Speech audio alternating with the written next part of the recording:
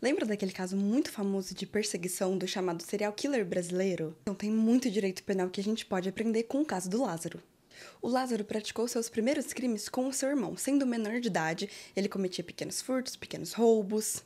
Primeiro ponto, adolescente não comete crime.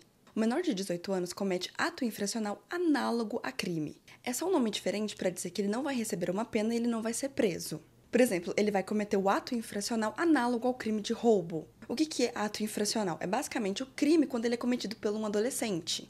Por que ele não é considerado como crime? Porque para ser isso tem que ser 3 coisas: fato típico, ilícito e culpável. Fato típico significa que existe uma lei dizendo que não pode e dando uma pena mínima e máxima. Ilícito significa que é ilegal porque existe uma lei dizendo que é ilegal e não existe uma desculpa para você cometer aquele ato. Por exemplo, a legítima defesa. A gente sabe que matar alguém é ilegal, mas se a pessoa está tentando contra a minha vida, eu tenho uma desculpa que retira o meu crime, que retira a ilicitude do meu crime. E culpável, eu posso responsabilizar o agente pela conduta? Eu posso imputar a ele a prática dos atos como crime? De acordo com a lei penal, o menor de 18 anos é inimputável. Ninguém acredita mais que seja porque ele não tem condições mentais de entender a gravidade dos seus atos ou entender as consequências dos seus atos. É muito mais uma questão de política criminal. A gente pune o adolescente, mas a gente não é tão severo com ele porque a gente também quer proteger aquela criança, aquele adolescente que é tão novo e já tá no mundo do crime. Por isso que ele não vai ser levado preso junto com os outros bandidos dentro da cadeia, onde a chance de ressocialização é -2. Mas ele ainda assim vai ser punido. Lembra, ele vai ser protegido, mas também punido. Ele vai receber uma sanção penal que a gente chama de medida socioeducativa. Elas são advertência, ele leva uma advertência, ele sai de lá totalmente diferente, ele leva em consideração tudo que o juiz fala, Tem a liberdade assistida, que é o adolescente vai ficar em liberdade, mas assistida. Não sei se você pegou essa parte. Vai ter um assistente social que vai ficar acompanhando ele vai ter que fazer terapia, alguns cursos, depende do que foi imposto para ele durante a sentença. É literalmente ele ficar solto, mas ainda assistido por um assistente social.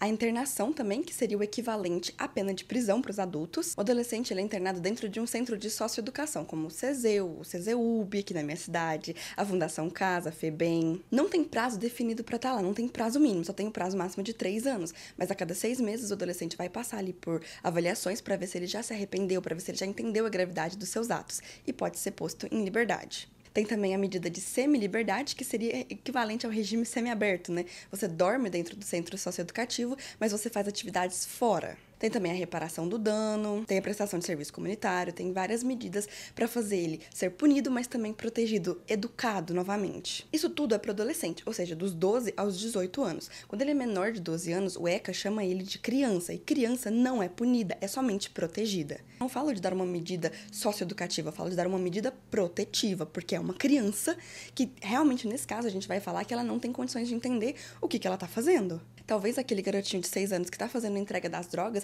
só tá fazendo isso porque ele nem sabe o que é aquilo ali. Ele tá fazendo isso porque o tio lá, o vizinho, prometeu balinha pra ele em retribuição.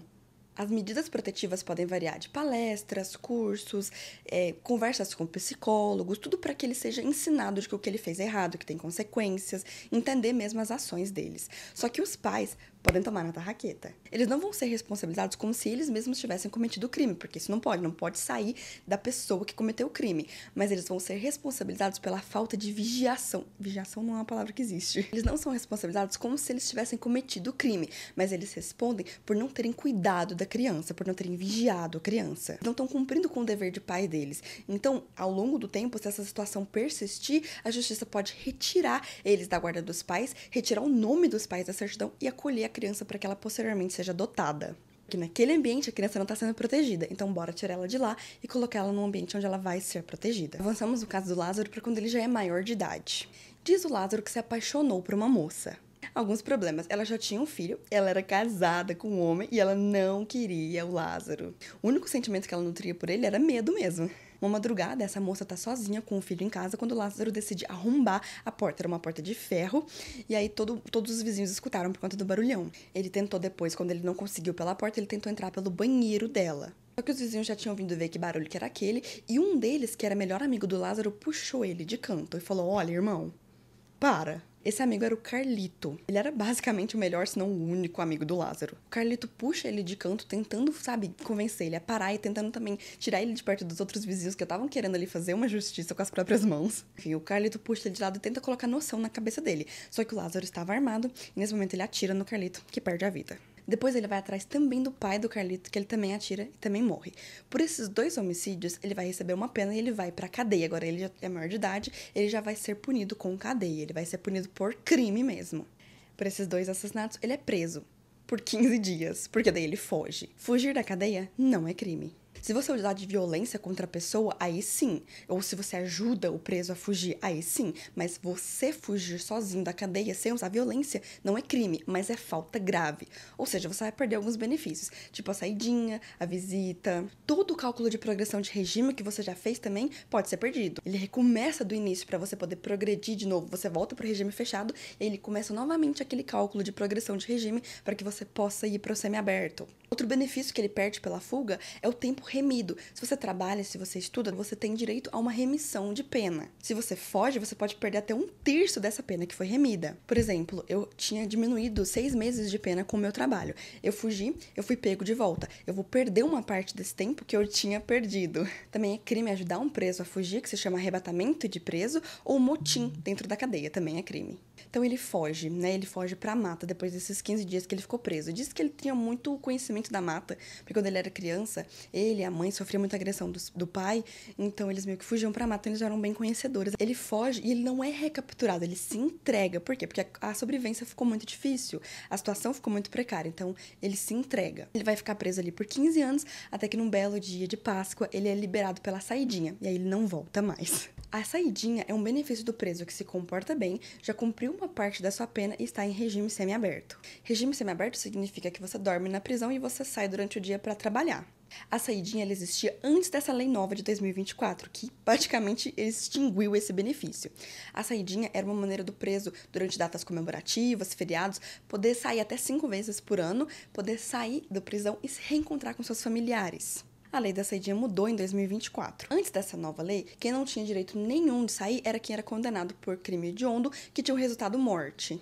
A nova lei quis acabar de vez com esse benefício, impedindo que qualquer pessoa, por qualquer crime, fosse impedida de sair em feriados para reencontrar a família. Só permitia sair para estudar, que é basicamente o que já é o regime semiaberto. A lei chegou para o presidente Lula, que discordou, ele vetou essa parte e ele combinou de ser assim: a gente proíbe a saidinha para quem foi condenado por qualquer crime hediondo e também para quem cometeu crime contra a pessoa, com violência ou grave ameaça contra a pessoa.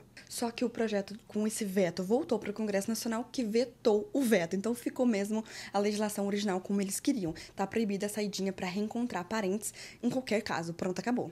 E quem tem direito à saidinha para estudar, que ficou basicamente o único caso, tem que sair com tornozeleira eletrônica. Uma questão interessante é que só tem direito à saidinha quem está no regime semiaberto. Por exemplo, quem começou com o regime fechado e progrediu de regime até o semiaberto. Só que com essa nova lei, todo preso que vai passar para o regime semiaberto tem que passar por um exame criminológico, que é para testar se ele tem condições de tomar esse novo passo para a liberdade. É um procedimento rapidinho, viu, gente? Coisa de 2 anos sai o resultado do teste, viu? Enfim, finalmente a gente chega em 2021. O Lázaro está como fugitivo, né, logo após a saidinha. A família Vidal era composta pela mãe, a Cleonice, o pai, o Cláudio, e os 2 filhos homens deles. Eles eram pequenos produtores, eles também vendiam algumas coisas. Então, em uma madrugada, o Lázaro e talvez outros homens, a gente não sabe porque a gente conseguiu ver a gente, né, como se eu estivesse junto. Então, em uma madrugada, o Lázaro invadiu a residência deles. Talvez ele estava com outros homens, diz ele que estava, mas nunca saberemos, né? A gente sabe que ele estava porque coletou impressão digital. Como ele já tinha passagem na polícia, foi possível ver, foi possível comparar as impressões digitais e verificar que ele foi sim para casa, que ele estava lá. A mãe, a Cleonice, ela vai para um quarto e aí os 3 homens que ficaram lá foi mandado que eles tirassem as roupas. Todos os 3 homens foram mortos e a Cleonice foi levada ainda viva. Antes de morrer, o Cláudio, que era o pai, ele consegue ligar para um parente e falar: olha, a Cleonice foi levada. Tudo isso aconteceu durante a madrugada.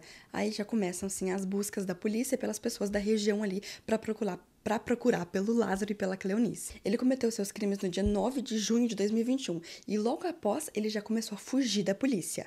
A perseguição da polícia começou logo após ele cometer o crime. Então, tecnicamente, o Lázaro estava em flagrante. De acordo com o Código Penal, é flagrante se você acaba de cometer o crime, se você estava cometendo ele agorinha, se alguém viu você cometendo ele, se você é encontrado com armas, roupas, instrumentos que deem a entender que você fez parte daquele crime, ou se você é perseguido logo após o crime.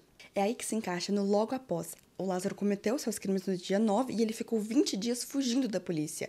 Logo após ele cometer o crime, ele já foi perseguido. Então, durante esses 20 dias, ele ficou em flagrante. Enquanto o Lázaro fugia de um lado e a polícia procurava de outro, algumas pessoas da região começaram a ajudar ele, esconder ele, dar alimentos para ele. Quem ajuda um fugitivo a se esconder da polícia para não ser pego, comete o crime de favorecimento pessoal. Só não tem pena se você for ascendente, descendente, cônjuge ou irmão, ou seja, se você for da família do criminoso e ajudar ele a esconder. Enfim, a história termina 20 dias depois, com a polícia dentro da mata encontrando um vulto e indo com tudo atrás desse vulto. Algumas câmeras tinham pego ele mancando, então a polícia já se anima, porque elas pensam que vai ser muito mais fácil de pegar ele agora, e aí em algum determinado momento eles veem esse vulto na mata e vai a polícia de um lado, e depois chega outra polícia que vem assim, ó, e cerca ele. E aí começa uma troca de tiros. O Lázaro perde a vida naquele momento e ele levou entre 38 a 64 tiros. Eu resumi bem, porque eu não gosto muito de falar sobre casos criminais, eu não gosto nem de assistir jornal, mas de vez em quando a gente precisa fazer estudos de casos, e esse é um caso sensacional pra gente aprender sobre direito penal.